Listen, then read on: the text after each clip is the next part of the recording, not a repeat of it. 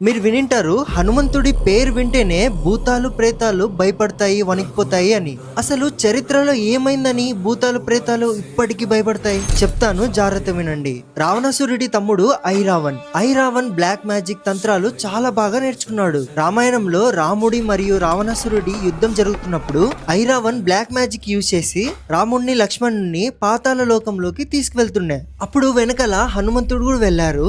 ఐరావన్ ని హనుమంతుడు ఎంత కొడుతున్నా ఇక్కడ చనిపోతున్నాడు, మళ్ళీ అక్కడ బతుకుతున్నాడు. హనుమంతుడికి అర్థమైతుంది ఇదేదో బ్లాక్ మ్యాజిక్ జరుగుతుంది నాతో అని. అప్పుడు తెలుసుకుంటాడు హనుమంతుడు 5 దిక్కుల్లో ఉన్న దీపాలు ఒకేసారి ఆర్పితే ఐరావన్ ని చంపచ్చు అని. కానీ 5 దిక్కుల్లో ఉన్న 5 దీపాలు ఒకేసారి ఎలా ఆర్పాలి? అప్పుడే హనుమంతుడు రౌద్ర రూపాన్ని ధరిస్తారు, పంచముఖి హనుమాన్.